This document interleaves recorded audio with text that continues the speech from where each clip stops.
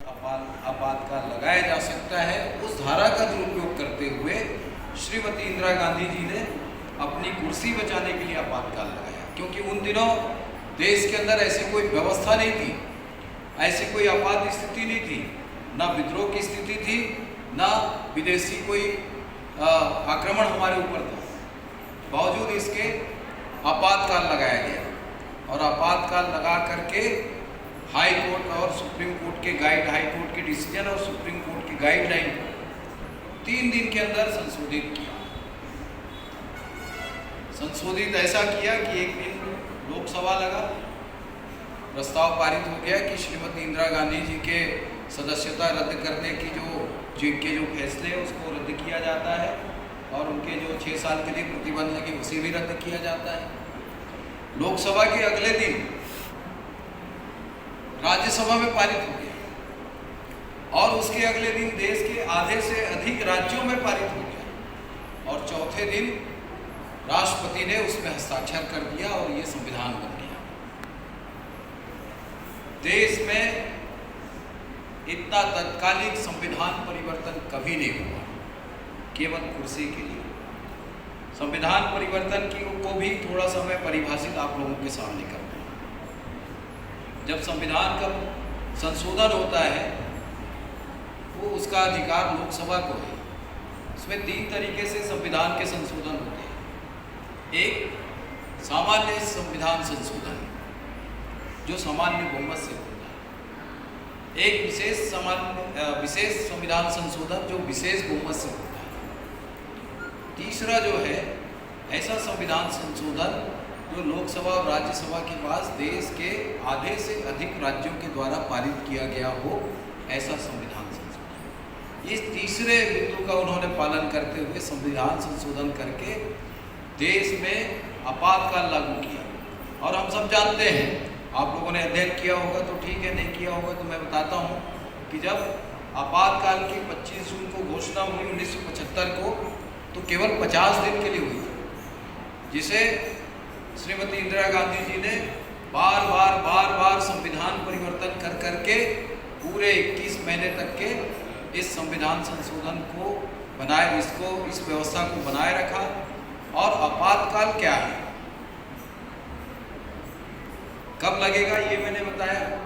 और जो इन्होंने आपातकाल लगाया उसका कुछ तस्वीर हम वहाँ देखेंगे और कुछ बिंदुओं को यहाँ पर आप लोगों ने वीडियो स्लाइड में देखा, कुछ अनुभव कक्कड़ जी ने शेयर किया, कुछ बातें कोमल भाई ने बताई। आपातकाल का मूल उद्देश्य था देश के लोगों के मौलिक अधिकारों को समाप्त करना। आज हम वोट करने जाते हैं, देश में सरकार रहती है उसके खिलाफ भी वोट करते हैं। हमें बोलने की आज़ादी है, देश के सरकार के खिलाफ, देश के प्रधानमंत्री के खिलाफ, प्रदेश के मुख्यमंत्री के खिलाफ, अपने विधायक के खिलाफ, अपने सांसद के खिलाफ भी हम अपनी अभिव्यक्ति व्यक्त कर सकते हैं। जो हमारे मौलिक अधिकार हैं, उन सारे अधिकारों को आपातकाल लगा करके छीन लिया गया।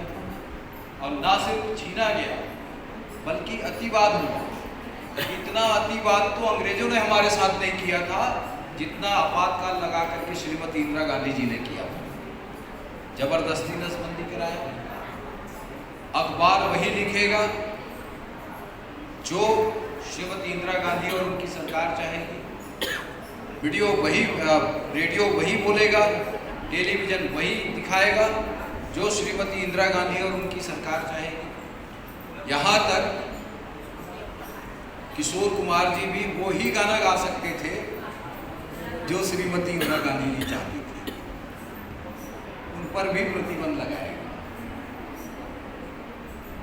1975 में एक फिल्म आई थी, बहुत लोगों ने देखा,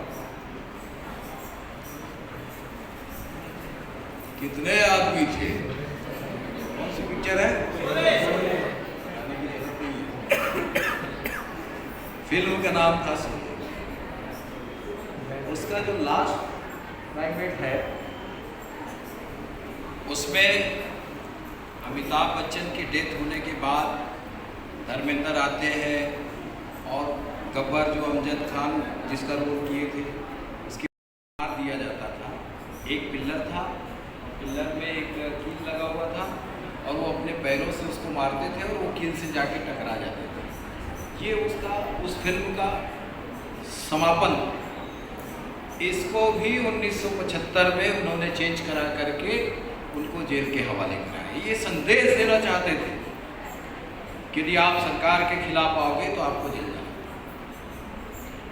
अतिवाद की कोई सीमा नहीं थी और इसका परिणाम आया जब 21 महीने के बाद आपातकाल समाप्त हुआ और आम चुनाव हुए 1977 में। तो इस देश के अंदर स्वयं श्रीमती इंदिरा गांधी जी रायबरेली से चुनाव हार गई और उनकी पार्टी पूरी तरीके से हार गई और मोरारजी देसाई जो है इस देश के प्रधानमंत्री।